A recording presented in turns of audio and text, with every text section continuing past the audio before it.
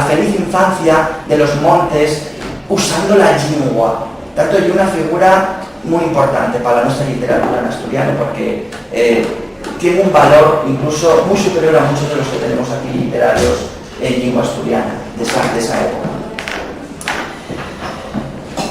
Nel Llano es el escritor que mejor conoce la lengua asturiana montañesa, y por lo menos el que mejor y con más sentimiento la emplea. Él creció en un ambiente de les brañes y de los pueblos de la montaña. No es por lo tanto extraño que se exprese con tanta naturalidad y sin artificios forzados del lenguaje propio de su pueblo, de la su tierra, del asturiano y de Santillana. Otros escritores quizá parece que intenten esforzarse por reproducir la fala propia de la tierra, pero Nel Llano no. Solo la reproduce, sino que también la siente. No solo reproduce la fala campesina, sino que él siente la fala campesina. Y es un falante patrimonial de la lengua y como la siente, la expresa. Y expresa los sentimientos de esa lengua. El uso de los masculinos acabado en U y es siempre correcto. Incluso utiliza la U en topónimos. Fala del altu, del escudo. Los adjetivos concuerden siempre con el sustantivo unos pies y ese U. Usa la aspiración, por supuesto, joracones, jaga, juerza, gila, jacía, juentes. Siempre suprime la R de definitivo y es sistemático, o sea, no se escapa un castellanismo, y es sistemático con la lengua asturiana. Otros autores, si os escapa una palabra castellana, él y es sistemático. Vela, facese, comprala, venila, comela, poner vostra. No, sí, es sistemático en el uso de regular, del uso de las formas verbales. Extrema también la trilogía lu, la, lo, que es otro rasgo definitorio de la lengua asturiana. Otros autores confunden lu, la, él extrema el lo del lu. Por lo tanto, él, y otro rasgo que él lleva un conocedor de la lengua. Y usar las formas correctas, en asturiano creía lo comíase, incluso utiliza también el diminutivo in, lucí. El vocabulario de Nel Llano es muy rico. En su edición del Sol de los Muertos de 1929, incluso publica al final un vocabulario para ayudar a la comprensión, como llega ya costumbre en los literatos anteriores.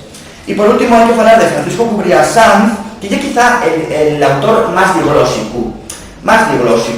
Él es un hombre de ciudad que va a los pueblos, porque él trabajaba en los tribunales, y él contactaba con estos hombres campesinos a través de la procuraduría de los tribunales. Él trabajaba en Santander para los tribunales, como procurador de los tribunales, y conocía cantidad de anécdotas de los campesinos que venían a pleitear a Santander con la problemina, con los problemas de ellos, con la su filosofía, con la su justicia tan sabia, y venían a pleitear a Santander. Y él conocía tantas anécdotas que decidió a escribir cuentos sobre estas anécdotas que conocían los campesinos, incluso al ir a los pueblos y que empaparse de ese ambiente popular. Él no era del pueblo, él es un señor de Santander, pero intenta meterse en este mundo que él conoce también a través de su profesión, intenta realizar ese mundo. Los cuentos de Francisco Cubría son diferentes. El narrador siempre fala en castellano, solo fala en asturiano los paisanos de madreñes que vienen con la boina y que vienen con la vara a Santander a pleitear, falando la lengua asturiana. Entonces, nótase que hay dos mundos, el mundo castellano, que es el del narrador, que es él, y el mundo asturiano, que es el de los campesinos que vienen a pleitear. Ahí hay una diglosia, sí que en Cubría yo noto una diglosia que él no se identifica, evidentemente, con esta lengua ni con este campesino. Él, digamos, de un hombre de ciudad, un hombre de lleis, intenta reflejar estas anécdotas, que muchas son cómicas, son cuentos, digamos, de comedia, pero donde la sabiduría del campesino denota una mentalidad muy sabia, muy justa, muy inteligente también los campesinos. O sea, cuando ellos pleiteen, pues él conoce que la sabiduría campesina a veces es superior a la sabiduría de los lleis. A veces los lleis son injustos, y lo que es justo es el comportamiento de los campesinos. Entonces también refleja esta doble vertiente, una diglosia, pero también una comprensión hacia la mentalidad campesina de un hombre que es de ciudad como Francisco Cubría. Hay mucho que hablar, pero bueno, animos a que conozcan a los escritores de Santillana porque merecen la pena. ¿Tenéis algún comentario que hacerme? No sé si te comparas con algunos otros autores de ese estilo costumista que puede haber de la época, y si asturiano, me refiero en este caso, pues, de los estudios de Umbio, que que usen también el asturiano en los diálogos y demás, como no sé, Constantino Suárez, el españolito, que también publicó muchas novelas que se distribuyen en el ámbito estatal y que, bueno, pues utilizaban el asturiano sobremanera en los diálogos de personajes populares. Y si, bueno, tenían más o menos nivel de asturiano que los autores. No, el trabajo no ir comparando estos con nada. Pero bueno, yo creo que puede ser interesante a lo mejor que lo refieres también. Sí, yo creo que hay mucho que hacer sobre este tema, porque Porque está muy poco estudiado. Sí, hemos estudiado, ya vamos, no sé el tema de los escritores de Cantabria, pero los de Asturias tampoco están estudiados. Y aparecen Bueno, un poco en estudios de literatura de debate, yo sé que están bastante estudiados, creo yo, los importantes, María Rivera... No, pero yo estoy hablando de autores que usen el asturiano de manera más diglósica, como te digo, y otros muchos que ahora no me vamos a la cabeza, pero bueno, yo creo que Constantino Suárez tiene un ejemplo bastante claro de novelista que usa el asturiano en los diálogos y está muy poco estudiado y bueno, interesante. No, yo comparé estas dos tendencias de la editorial realista. Perunchiao, la que falaba de la literatura burguesa, Clarín o Galdós, y por otro los costumistas que no quieren ver esa literatura, la consideren francesa, entonces quieren ver algo más popular, más del terruño, más propio.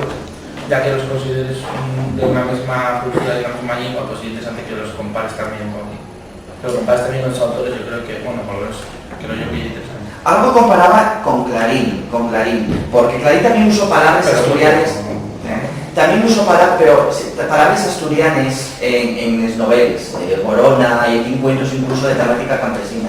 Pero la actitud de Clarín con la lengua y evidentemente es la de separación. Incluso a veces incluso el entrecomillado de la palabra, dice mucho cuando el autor entrecomilla la palabra. Cosa que hace también Concha Espina, menciona a Concha Espina, la famosa escritora castellano santanderina,